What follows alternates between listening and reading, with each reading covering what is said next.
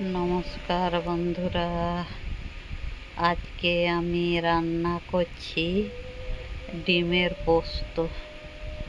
প্রথমে ডিমগুলোকে ভাপিয়ে ছাড়িয়ে নিয়েছি।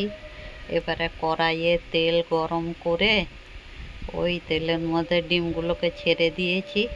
এবারে তাতে একটু হলুদ আর একটু লবণ দিয়েছি, দিয়ে দেখুন সুন্দর করে ভেজে তুলে নেব।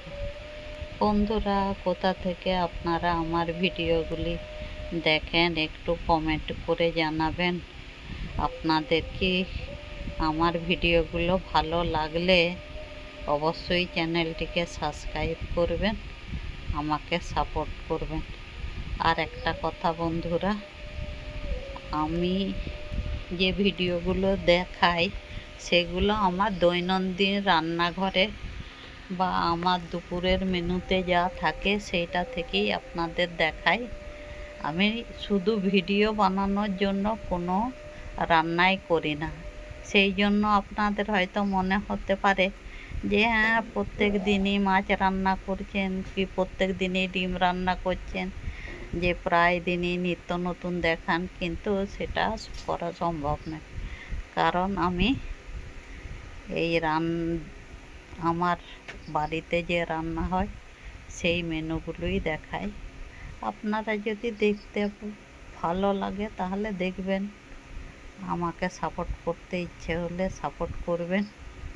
সবাইকে অসংখ্য ধন্যবাদ। যে কজন আমার ভিডিও দেখেন তাদের কাছে আমার অনেক কৃতজ্ঞ, অনেক কিছু। কেননা আপনারা দেখেন বলেই আমার ভিডিওগুলি চলে। আর আমি ভিডিও 5:30 থেকে 6টার মধ্যে ছাড়ি, যেদিন যেমন। আপনারা সবাই কিন্তু দেখবেন। আর এইদিকে দেখুন, ডিমগুলো ভেজে তুলে নিয়ে ওই তেলের মধ্যেই পেঁয়াজটা একটু বেশি পরিমাণে দিয়েছি, দিয়ে পেঁয়াজটা ভেজে নিচ্ছি ভালো করে। সামান্য জিরে গুঁড়ো, ধনে গুঁড়ো না দিলেও চলে, কিন্তু আমি তবু সামান্য দিয়েছি। পরিমাণ মতো হলুদ গুঁড়ো আর স্বাদ অনুসারে লবণ দিয়ে মশলাটা ভালো করে কষিয়ে নিচ্ছি।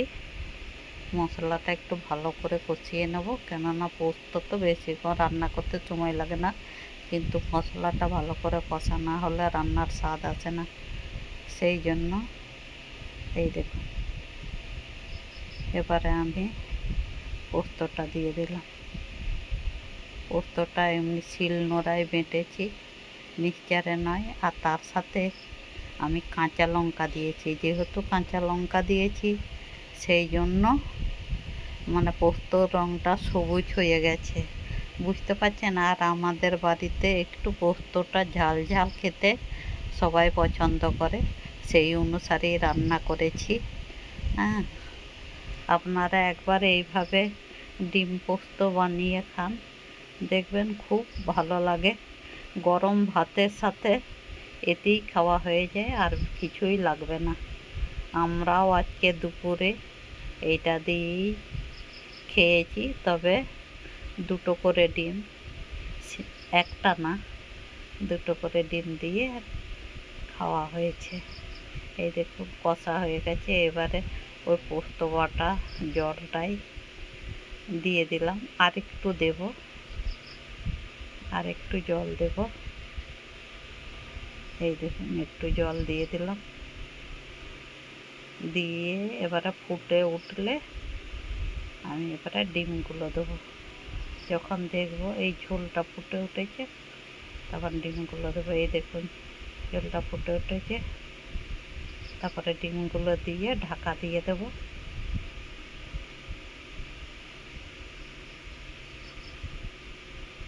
ব্যাস, ঢাকা দিয়ে এবারে রান্নাটা হতে দেবো। এই দেখুন ঢাকা খুলে দেখছি এই অবস্থা।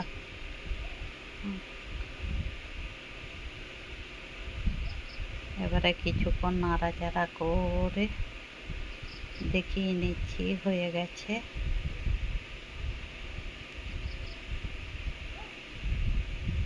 আর একটুখানি